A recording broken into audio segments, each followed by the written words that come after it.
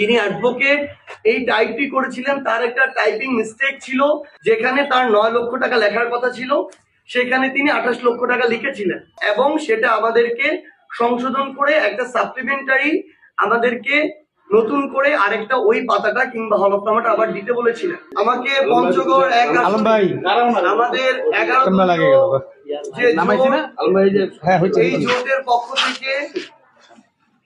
এখানে প্রার্থী হিসেবে মনোনীত করা হয়েছে। একটা বিষয় গতকালকে আমার চোখে পড়েছে সোশ্যাল মিডিয়া, প্রথমে এটা ডেইলি স্টারের মাধ্যমে এসেছিল, যেটা হচ্ছে তারা দেখিয়েছে যে আমার যে আয়কর রিটার্ন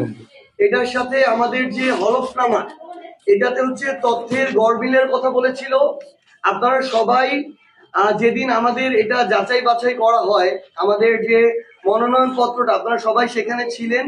আমাদের যে রিটার্নিং অফিসার আমাদের মাননীয় জেলা প্রশাসক তার সেখানে, এবং সেখানে তিনি স্পষ্ট করে এটা বলেছিলেন যে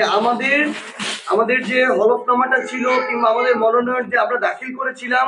সেখানে যে আমাদের আয়কর রিটার্ন এই বিষয়গুলো সবগুলো মেজর যে বিষয়গুলো ছিল সবগুলো ঠিক ছিল, বিধায় তিনি আমার ওই মনোনয়ন পত্রটিকে বৈধ ঘোষণা করেছিলেন। পাশাপাশি তিনি সেখানে সবার সামনেই, যেখানে অন্যান্য রাজনৈতিক দলের প্রার্থীরা ছিল, মিডিয়া ছিল, উল্লেখ করেছিলেন যে একটি তথ্যের ক্ষেত্রে, যেই তথ্যটি হচ্ছে আয়কর রিটার্নে দেখানো আয়ের পরিমাণ, এই তথ্যটির ক্ষেত্রে আমরা সেখানে একটা মিস্টেক করেছি, যেটা আমরা পরবর্তীতে বলেছি যে আমাদের যিনি অ্যাডভোকেট এই টাইপটি করেছিলেন তার একটা টাইপিং মিস্টেক ছিল। সেখানে যেহেতু তিনি আয়কর রিটার্নের যে ফাইল সেখান থেকে তথ্যগুলো দেখে হলফনামায় তুলতে হয়েছিল, সকল তথ্যের মধ্যে একটা জায়গা তার একটা অনিচ্ছাকৃত ভুল ছিল,